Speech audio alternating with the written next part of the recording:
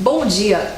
No programa de hoje, o canal Indústria Brasil vai mostrar a segunda parte da entrevista com Gabriel Estevam Domingos, diretor e pesquisador da GED Inovação, Engenharia e Tecnologia, e também jovem embaixador do Programa da ONU para o Meio Ambiente em parceria com a Bayer.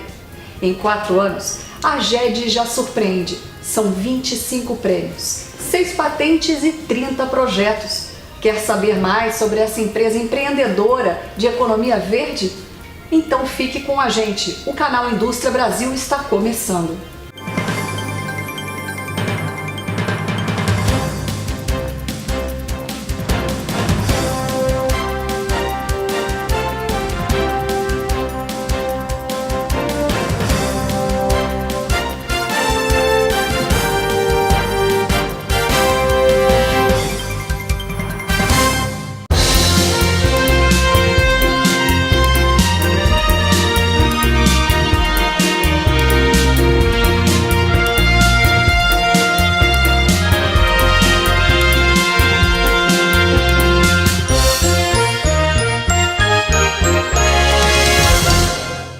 Ele é diretor, pesquisador e engenheiro recém-formado e já acumula sucessos em sua carreira profissional. Estamos falando de Gabriel Estevam Domingos, diretor e pesquisador da GED Inovação. Gabriel, seja bem-vindo novamente ao nosso segundo programa. Bom dia, é um prazer estar novamente aqui com vocês, com o canal Indústria Brasil, para dar continuidade para falar do meu trabalho. Gabriel, no programa anterior nós falamos de tintas ecológicas, nós falamos de uma pesquisa de mercado com os seus produtos, fizemos até uma brincadeira em relação a isso. Hoje eu queria que nós começássemos falando da sua experiência como embaixador de um projeto da ONU. Esse foi um projeto que, diante dos prêmios que eu já recebi, foi o que mais me marcou. Eu fui representante da Rio+20 para participar dos diálogos federativos, para participar de alguns debates, E esse é um programa que consiste em selecionar jovens de cada país, um total de quase 20 países, com as maiores iniciativas socioambientais, Então é feito todo um processo seletivo, uma banca em parceria com o PNUMA da ONU, que é o Programa das Nações Unidas para o Meio Ambiente, e isso me deu um novo horizonte, Nós participamos de uma visita no coração da Amazônia para conhecer áreas degradadas, para conhecer algumas reservas. Tivemos a oportunidade também de interagir com outros embaixadores de outros países, E isso deu uma visibilidade muito significativa para o meu trabalho, O título de jovem embaixador, tendo em vista da onde eu vim, que é Cubatão, que tem todo esse nome, que é conhecido mundialmente pela cidade símbolo de não só da poluição, que agora é símbolo de recuperação ambiental. Em resumo, foi de todos os prêmios, de todos os projetos, assim, foi um dos mais significativos da minha carreira até hoje.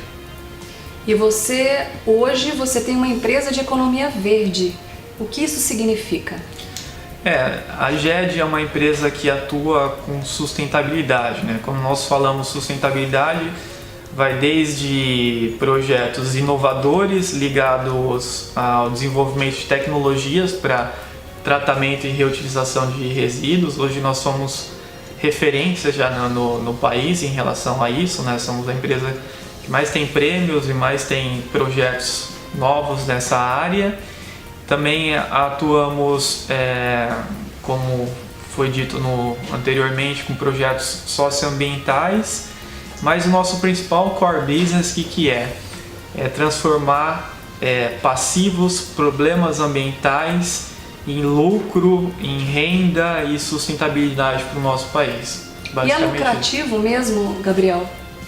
Sim, esse é um paradigma, Países mais desenvolvidos como a Alemanha, quando você lança um produto ecológico, você tem isenção de tributos fiscais.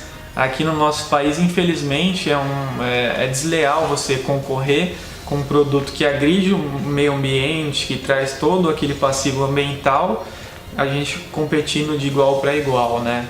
E a GED é um case de sucesso para mostrar que isso é possível. Os nossos projetos hoje que já estão no mercado, que já foram transferidos para grandes empresas, né? Que nós temos um portfólio grande de grandes empresas parceiras e clientes.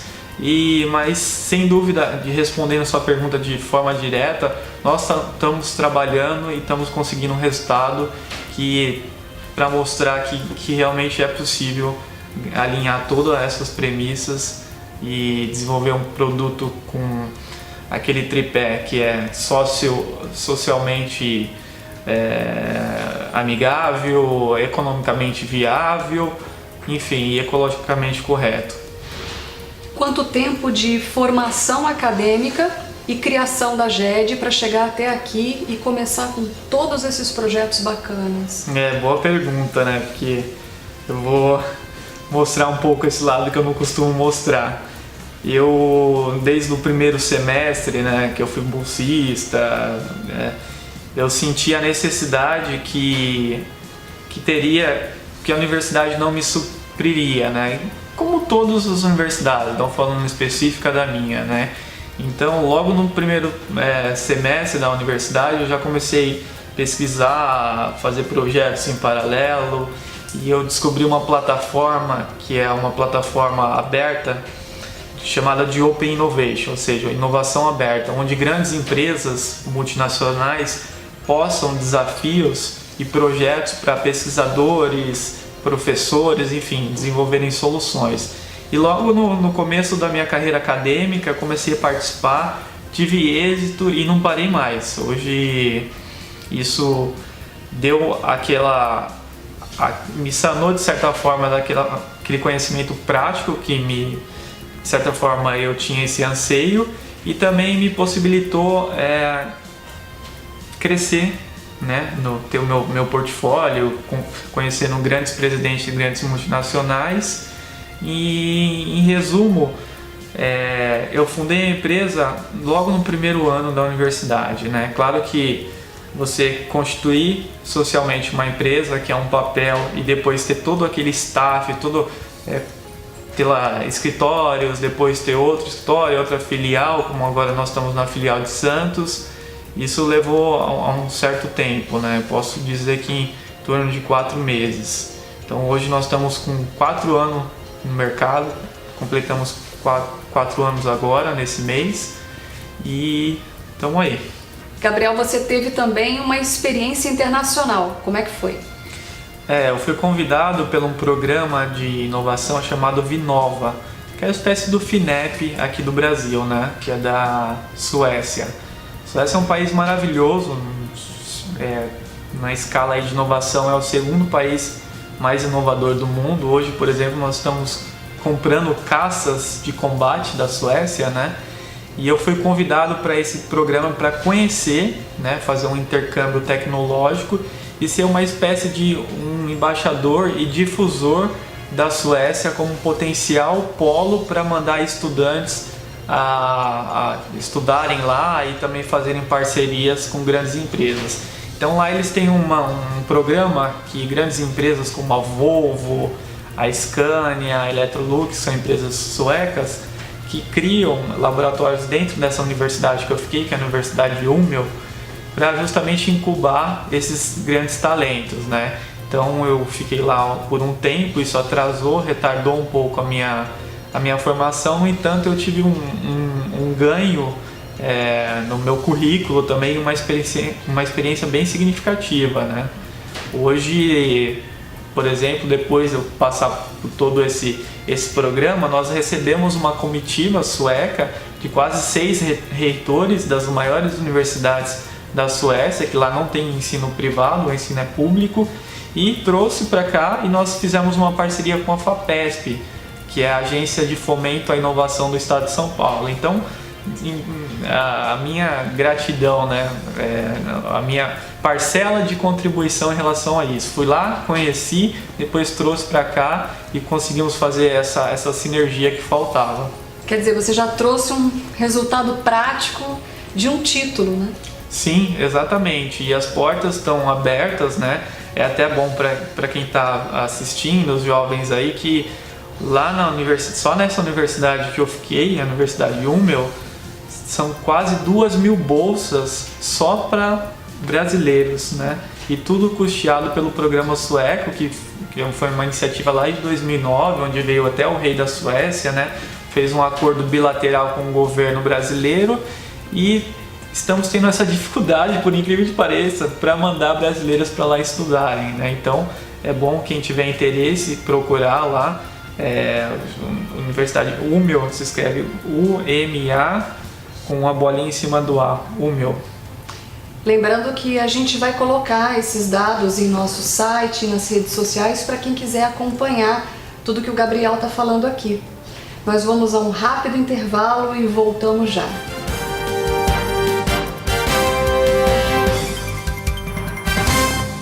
Estamos de volta com o Canal Indústria Brasil, que hoje entrevista Gabriel Estevam Domingos, diretor e pesquisador da GED Inovação.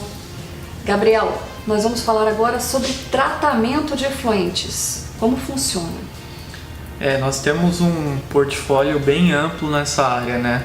Desde equipamentos compactos, que não necessitam de grandes áreas e grandes manutenções, né? Porque hoje em dia os sistemas convencionais de tratamento de efluentes são aqueles equipamentos robustos, né? De etapas unitárias, que vão desde a reservação, floculação e tal. E diante desse crescimento todo, né, e da necessidade de mercado, nós desenvolvemos equipamentos que podem ser utilizados em espaços confinados, né, como nós temos um que fica em cima de um caminhão skid, que ele tem uma vantagem... Caminhão skid? É um caminhão, um tamanho baú grande, praticamente no tamanho de um container. Tá. Então, imagine um container, é um tamanho da nossa estação de tratamento móvel. Então, às vezes tem um efluente, qualquer tipo de efluente, como água de tanque, chorume, água oleosa, enfim, que tem em determinado local. Então, você vai lá com o caminhão, trata ele de forma pontual, atende os parâmetros da legislação aplicável, né, para desaguar, ou mesmo transforma em água de reuso para fins não potáveis, né? E vai embora. Esse caminhão atende até 25 metros cúbicos por hora, né? Então, qual que é a vantagem? A vantagem é que você não precisa montar uma estação de tratamento de efluentes, você não precisa fazer o licenciamento e é totalmente modular. Isso é a vantagem. E temos também estações fixas, né? Que é já mais aquele sistema convencional. E também estamos lançando agora, foi importante você perguntar sobre isso, com essa crise hídrica, né, que nós estamos vivendo. Eu, como sou diretor de saneamento básico também da Federação das Indústrias de São Paulo, eu estou bem a par desse assunto. Nós desenvolvemos e já estamos produzindo já, né? Estamos na primeira planta agora colocando na Centauro, na rede Centauro de lojas, que é onde fica a sede lá em São Paulo, que é uma estação que pega a água da chuva, né, a água pluvial, e potabiliza ela. Atende os parâmetros do Ministério da Saúde e também todos os parâmetros de qualidade de uma água convencional potável, né? Então, qual que é a vantagem disso? As pessoas estão correndo muito atrás de captação de água da chuva, mas a captação de água da chuva, você tem uma limitação, você tem que usar ela para um fim não nobre. Água às plantas, a roupa, enfim, você não pode ter aquele contato e nem beber. Sim. Já essa não, a gente faz passa por alguns processos, um equipamento pequeno, faz tem até membranas de pequeno osmose. Quanto? Eu posso dizer 1 metro cúbico para tratamento de metro cúbico de tamanho, para tratamento de 4.000 litros hora. Então é algo bem significativo. E essa água você já pode jogar direto na sua caixa d'água. Então você não precisa ter tubulações específicas conforme manda a legislação, e você tem uma economia de até 85% da sua água potável. Então é uma coisa que o mercado nos puxou a desenvolver isso, né? E nós lançamos agora e já temos 3 grandes clientes que nós já estamos implantando. Gabriel, dentre as suas inovações ainda tem o sabão em pó ecológico e o fertilizante orgânico. Conta pra gente. Sim, o fertilizante orgânico, ele na verdade é um adubo orgânico comum, feito com o resto de alimentos. Então lá em Cubatão nós coletamos em alguns restaurantes, como por exemplo na Elog, no Ecopátio lá de Cubatão, e a diferença, a nossa inovação é como nós produzimos isso. Então só uma coisa, você disse que o local de colheita desse material é nesse restaurante. Você tem outros locais também, não? Sim, temos desde os 3 restaurantes que tem no Ecopátio, tá, e também restos de merenda das escolas municipais de Cubatão. No momento, nossas atuais fontes de resíduo para produção são esses, né? Então, a compostagem é uma técnica milenar, todo mundo já conhece, que é aquelas pilhas que você faz um processo biológico natural na qual os micro-organismos fazem a assimilação e sintetização e degradam por várias etapas, hidrólise, enfim, hidrólise não, citogênese, metagênese, enfim, e transformam aquele alimento em nutrientes, né? Fecha o ciclo, né? Ou seja, a terra produz o alimento, né? E para produzir o alimento é extraído certos nutrientes do solo, e esse resto de alimento volta na forma de nutrientes para o solo. O nosso diferencial é que a gente criou uma composteira automática que não necessita de fazer aquelas pilhas arcaicas e convencionais onde tem que ter um operador lá medindo a temperatura, mexendo, enfim. Vocês podem ver aí na imagem, ela é compacta, ela faz todo o revolvimento, né, de forma automatizada, faz o controle de aeração, controle de oxigênio e também controle de odor. Então você pode ter num espaço pequeno uma usina de compostagem, né?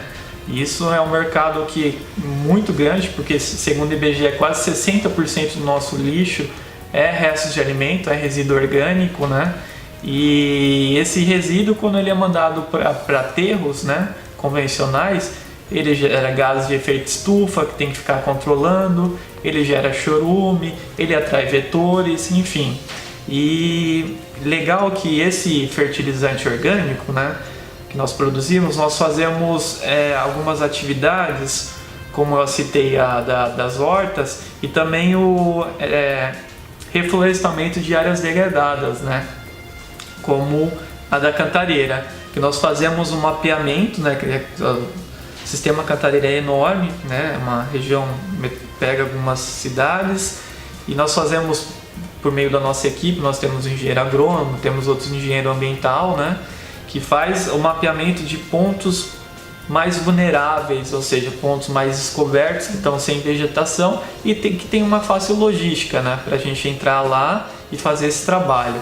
Então nós pegamos esse adubo, né, principalmente em solos que estão pobres em nutriente e estão em processo de erosão, a gente faz essa adubagem, né, e depois faz o plantio dessas mudas nativas típicas daquela região. Quando a gente fala reflorestamento, não é chegar lá e plantar uma árvore. Você tem que ver o ecossistema que está lá e está em consonância com isso, né? Então tem toda uma técnica de espaço, tem que fazer a manutenção contínua, tem que colocar o protetor, né, que é aquela varetinha, e tem que fazer a manutenção do solo. Então... E antes de você me falar do sabão em pó, você me falou uma coisa muito importante. Você estava falando da compostagem que é feita. O que você, Gabriel, pensa dos incineradores que estão querendo instalar, por exemplo, na região? Olha, o processo de incineração, embora existem novas tecnologias como o plasma, ele evoluiu bastante. É que fica, quando a gente bate o nome incinerador, mas não é aquela coisa, né? A gente tem que analisar tecnicamente e economicamente, né?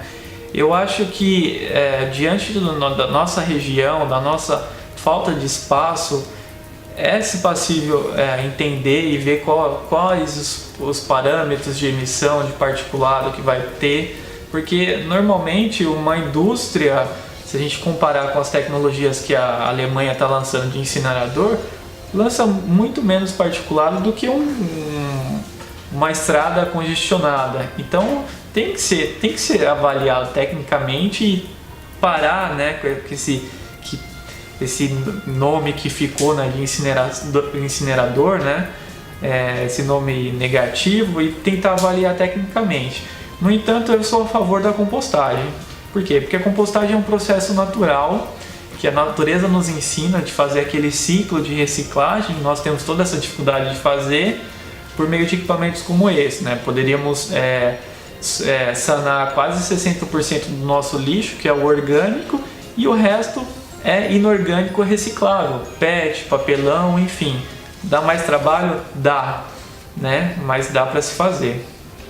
No próximo bloco, o Gabriel fala pra gente sobre o sabão em pó ecológico. Voltamos já.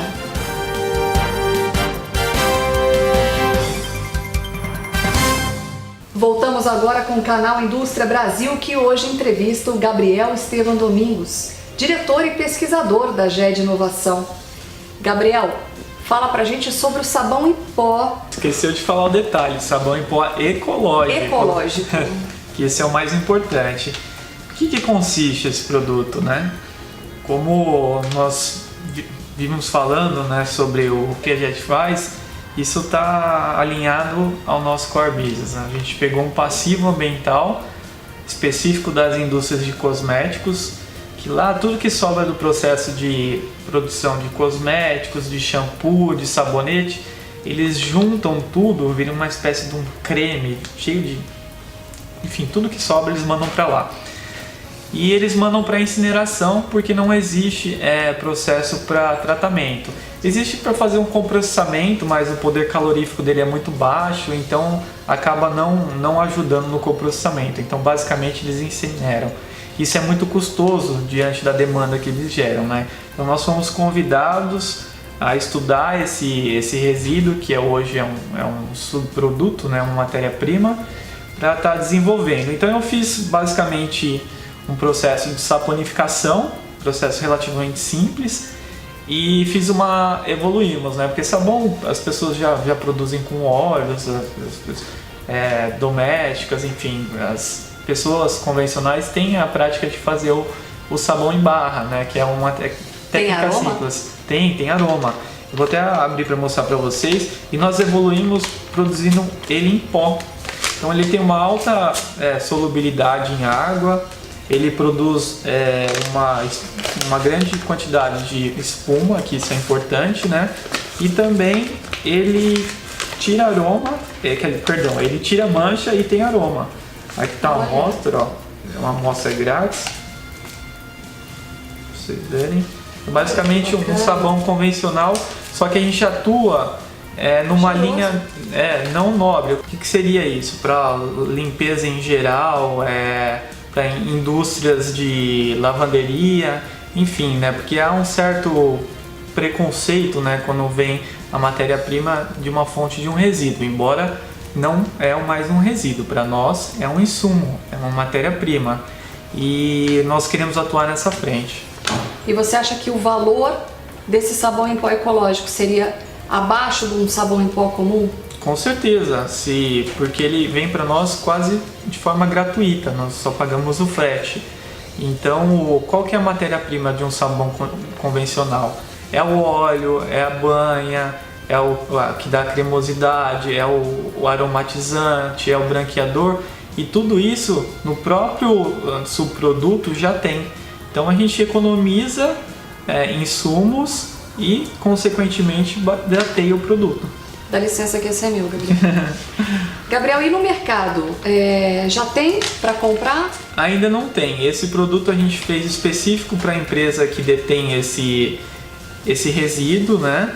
Que basicamente a GED, ela não necessariamente ela produz e manda para o mercado. A gente terceiriza inovação. Chegou o problema para nós, a gente desenvolve a tecnologia, desenvolve a patente, o processo, e transfere para a empresa que nos contratou e pega um royalty, ou seja, uma participação dos lucros, né? Porque nós somos uma empresa de tecnologia, não necessariamente eu quero virar um empreendedor de tintas, de rações, enfim, eu quero girar esses projetos para dar subsídios financeiros para continuar fazendo essa tecnologia, mas por ser um projeto economicamente viável e atender todas as expectativas da empresa, acredito que a curto prazo esse produto esteja no mercado, tendo em vista que não tem nenhum sabão em pó ecológico, pelo menos que eu conheça. Sim. E você acha que hoje o Brasil é carente de propriedade intelectual? Eu acredito que é carente em absorver a propriedade intelectual. Eu, como entusiasta da área, eu conheço vários pesquisadores bons que têm algo muito a contribuir para a sociedade, no entanto fica perdido. Eu trilhei para o caminho do empreendedorismo e esse pessoal que fica na carreira acadêmica faz seu mestrado, doutorado, pós-doutorado, cria seus artigos, não desmerecendo os artigos, né? Mas de fato, o que ganha a sociedade com isso? Ganha quando a gente coloca um produto como esse no mercado, que era uma pesquisa, se tornou um produto economicamente viável, socialmente justo e ecologicamente responsável, né? Então, falta um certo de amparo a esses pesquisadores, porque propriedade intelectual nós temos e temos muita. Falta incubação nas universidades. Por exemplo, um jovem tem uma ideia inovadora e ele vê que não existe isso e tem a possibilidade de patentear. Meu Deus, se um jovem for procurar o NPI, aquela burocracia, a estrutura, o tempo para se patentear, 5 anos é a média brasileira. Se tivesse uma incubadora em todas as universidades que desse todo esse amparo, até um amparo jurídico, né, que é uma questão legal também. Essa seria uma solução. Seria uma solução para que esse jovem não deixasse aquela invenção engavetada. E isso registrado, isso agrega ao país, ou seja, a nossa propriedade intelectual, que posteriormente pode ser comercializado com grandes empresas, ele não necessariamente precisa produzir, né? Ele pode licenciar essa patente e gerar produtos, gerar riqueza, gerar empregos, gerar impostos, enfim, isso que precisa ser melhor aproveitado. Então eu pontuo que há propriedade intelectual, mas há uma falta de sinergia, um certo desamparo para esses jovens que fazem essas produções intelectuais. E esse desamparo ele só é suprido por uma vontade indomável como a sua de pesquisar, procurar para começar a dar o primeiro passo, não é isso? Sem dúvida. Quem vê o Gabriel hoje não imagina o tanto que eu já batalhei para chegar onde cheguei, né? Então eu comecei do zero e é um processo bem dispendioso, né? Montar empresa, lidar com toda essa parte de gestão, mas sem dúvida uma incubadora poderia suprir todas essas etapas que eu passei sozinho. Gabriel, e quem são os seus parceiros hoje e quais os planos para o futuro? Hoje nós temos parceiros grandes como a Bayer, como a Natura, como a Odebrecht, como a Alkena, enfim, vou citar marcas mais populares. Enfim, está no nosso site, cada vez surgem novas parcerias como a Centauro, que eu já falei, que é o grupo que detém a rede Centauro de lojas, que chama Grupo SBF. E os planos para o futuro, nós estamos fazendo uma parceria muito grande com uma das maiores empresas de meio ambiente do país, que é o Grupo Ambipar, e nós estamos fazendo um projeto de união, né, para unir essa parte de inovação ao grupo e pretendemos ser o maior player no mercado nacional nessa área de gestão de resíduos e meio ambiente. Isso está caminhando muito bem e em breve teremos grandes novidades. Gabriel, mais uma vez, muito obrigada pela sua participação. Eu que agradeço participar desse programa, o Canal Indústria Brasil, e incentivar, né, mostrar o nossa parcela de contribuição e nosso case de sucesso, né? Acho que o país carece um pouco disso, né? Nós precisamos de exemplos, né? Lá fora nós temos grandes exemplos mundiais, né? E o Brasil precisa disso para mostrar que é possível fazer. E estamos abertos aí para quem quiser conhecer nossa empresa, visitação, enfim, fica o convite. Não tenha dúvida. O Canal Indústria Brasil infelizmente fica por aqui, mas nós voltamos no próximo sábado, às 9 da manhã, na VTV SBT. Esperamos você e até lá!